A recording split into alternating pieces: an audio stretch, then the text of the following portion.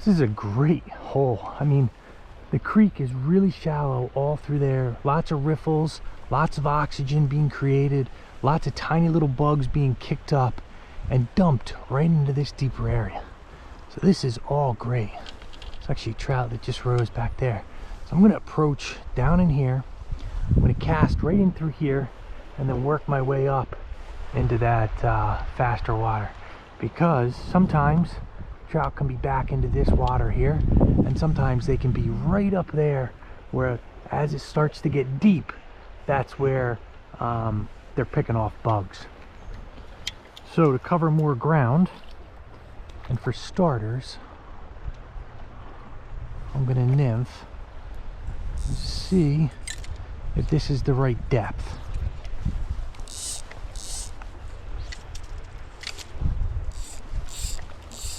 Cast it a couple times close to me, and I'll slowly work my way out, but I at least want to try all through in here where it kind of, all this water kind of dissipates.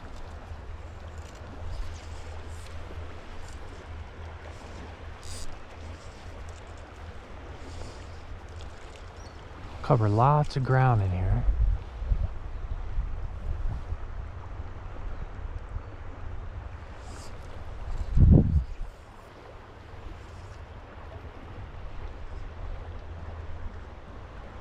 You see how I'm slowly starting to go further and further out. I'm not entirely sure if the depth is okay right now.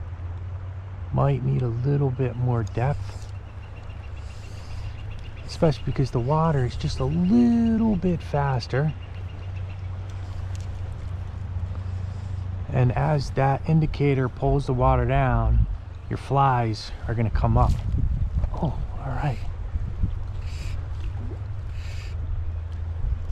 So as I was saying, was as your indicator pulls your flies down, if it's faster water, your flies are going to rise into the water column.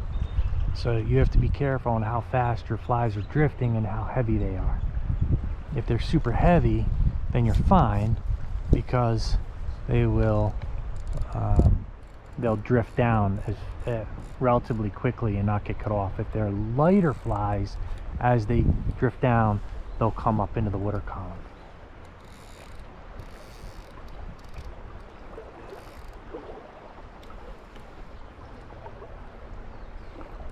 I'm going to come down here because it's getting into this faster water and it's getting far away from me. I don't like those combinations. Far away and faster water is a recipe for disaster.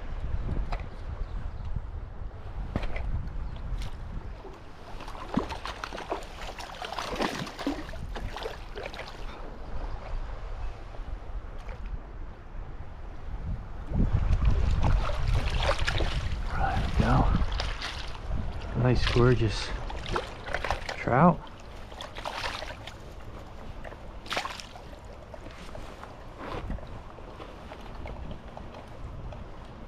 Took the tiny little midge.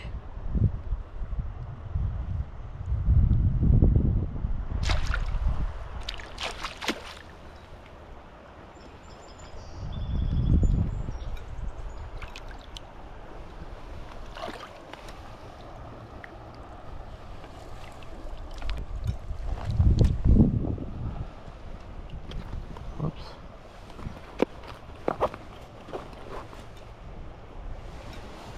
Did it spit it? It looks like it did.